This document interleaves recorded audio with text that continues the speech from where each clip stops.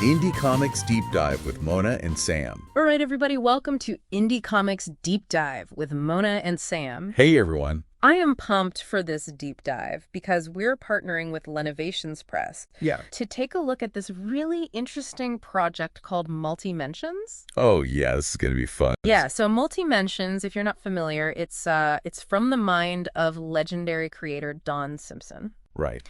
And it's this anthology. It's a treasury edition anthology, so it's going to be, one of those big oversized books. Right. And it's going to feature a whole bunch of indie creators bringing their characters into the world of Don Simpson's Megaton Man. Yep. So I'm really excited to see how this is all going to work out because there are a lot of moving parts here. Yeah. So Multimensions is kind of a play on words, right? Yeah. Multiple dimensions, multiple creators. Yeah. And we're going to be taking a look behind the scenes to see how this project came together. So let's start at the beginning. Okay. When Don Simpson reached out to various indie comic creators with an idea for a crowd-funded treasury-size anthology to be released in 2025. And he was inviting all of these different creators to come and play in the Megaton Man universe. Yeah, and Don Simpson's work. He's a legend in indie comic. He created Megaton Man back in 1984 through Kitchen Sink Press. And it's a satirical superhero comic book with a character named Trent Flug, who's the alter ego of Megaton Man, who wears like this,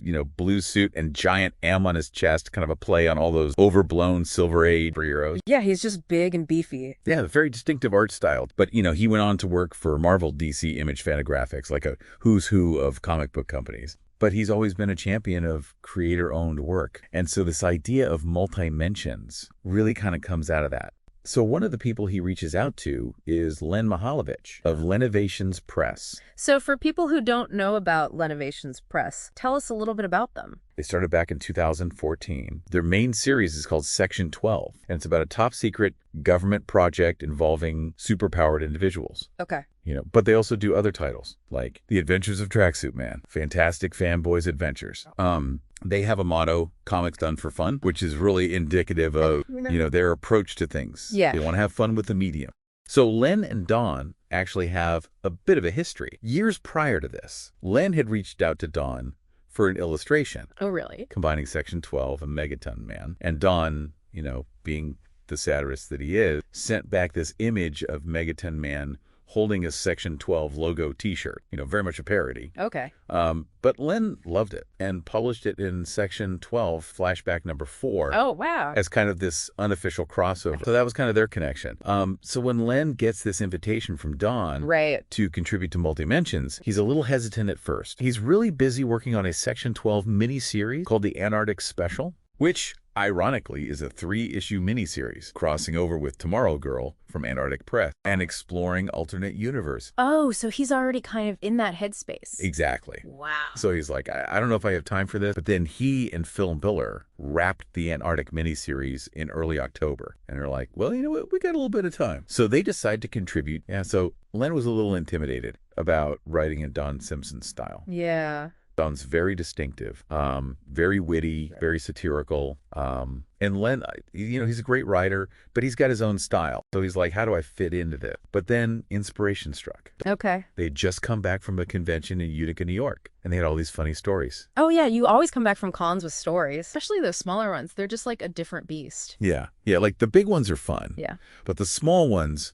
are where you get those real quirky moments. Yeah. And he's like, you know what? These are relatable. Right. These are funny. Why don't I put this into the Megaton Man world? So they came up with a short story about Len's characters. The Fantastic FanBoys attending a Megaton Man-themed comic convention. Oh, I love it. Called Mega Bazaar Megatropolis Con. So you've got these characters who are like these kind of goofy everyman thrown into this crazy Megaton Man world. Yeah. That's awesome. And the fanboys themselves. Yeah. They're hilarious. There's Lee, the writer, who calls himself Buckethead. Buckethead, I love it. He comes up with these crazy stories and characters like the Living Rocket, and his costume is literally a bucket and his dad's fish market apron. Oh, no. He even thinks the fishy smell keeps villains away. That's fantastic. And there's Rodney the letter. He's red lightning, but his friends tease him because his lightning bolt is yellow. Not very accurate. Nope. And his only weapons are a trash can lid and a pointy stick. Then there's Freddy the artist, who's cowboy. He loves westerns, but his mom won't let him have a real gun. Classic mom move. So he's stuck with a bow and arrow. Poor cowboy. And lastly, there's Jimmy the colorist, who goes by Lobster Man. The Lobster Man. How does that work?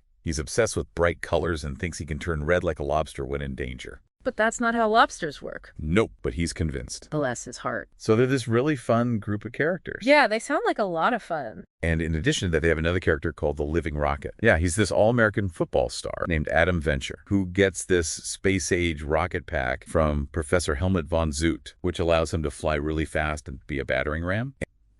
Fun. Very fun. Yeah. And he actually is going to appear in a future issue, Fantastic FanBoys. Yeah. #2. Okay. Where he fights Bigfoot. Oh, that's awesome. Yeah, so that's coming up. I love it. But in Len's story for Multimension, he's got cameos from Tracksuit Man the Living Rocket and Section 12's Miss Fire and Nite-Fall. Oh, wow. So he's really bringing his whole universe. Yeah, he's tying it all together. I love it. And get this, Don Simpson himself actually appears in the story, drawn by Phil Miller. Oh, that's awesome. So it's a real collaborative effort. Yeah.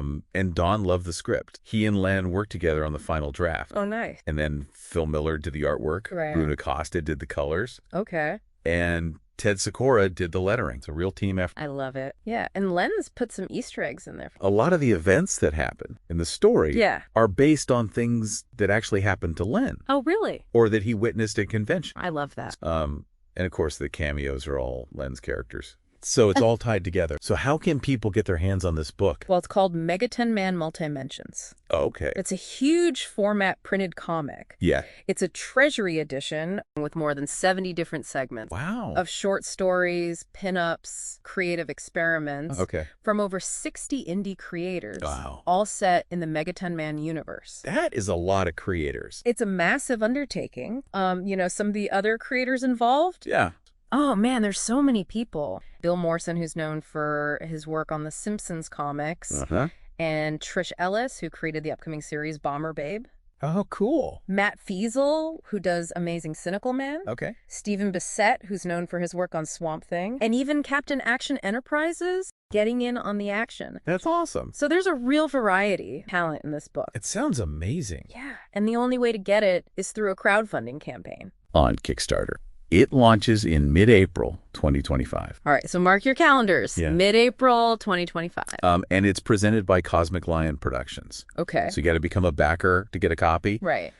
There's going to be various tiers and rewards. Yeah. So, check it out. Yeah. Find the level that's right for you. Absolutely. But yeah, this is a great way to support indie comics. Yes, it is. And to get this really special collector's item. So that's our deep dive into this amazing project. It's really exciting to see this level of collaboration in indie comics. I agree. It shows how vibrant and connected the community is. Absolutely.